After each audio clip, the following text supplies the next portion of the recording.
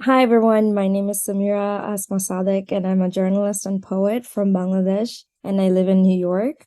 I write a lot about immigration, mental health, and the Atlantic Ocean that just shows up in all my poems. And I have been writing for as long as I can remember, though my poetry journey started on Tumblr, like all great journeys do.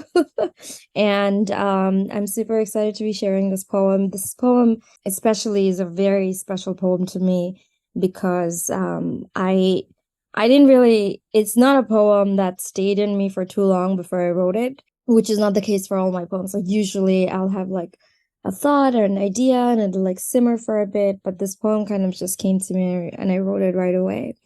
A little background about the poem is it's heavily inspired from my relationship with my mother and flowers.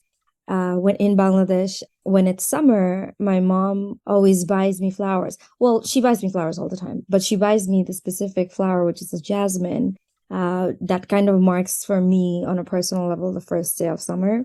And we both, when we're apart, which is most of the time, we exchange photos of flowers no matter where we are. And I recently found out while talking to an aunt of mine that she does the same with her daughter. So I just like asked around a couple people, and it turns out this is a thing. So this is an ode to that. And I'd just like to thank the West Street Review for sharing my poem and taking the time to read my poems. It's been a pleasure working with the team. So thank you so much. Of daughters sending pictures of flowers to their mothers. The daughters of elsewhere are always sending pictures of flowers to mothers of here. Across a screen, my mother sees the tulips bloom and exclaims, "Wow, these are made for you." Boma says, "Yes," when I ask, "Did you hear from your daughter?" "Yes," she says, "she's sending me so many pictures of spring flowers." What she means is she doesn't know the right way of saying, "I miss you. Dhaka is so loud, but the house is silent. The streets are so full, but my insides are hollow. I wish you would call me more. I wish the soil beneath our feet were still made of the same dirt."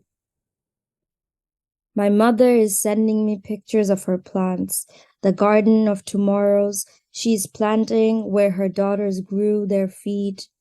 She waited for the inevitable, and the inevitable happened. Like the roots that are now on her soil, her daughters grew, not into tulips or summer billy or lilies.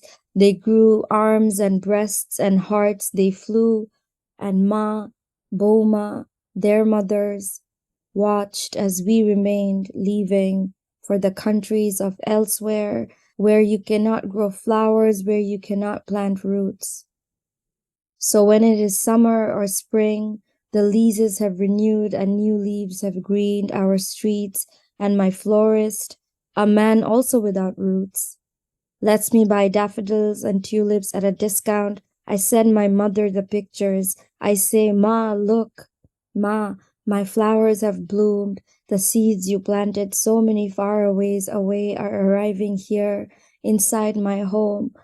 And it reminds me always the curves of your palms, how they planted Bailey in our hair in the summertime."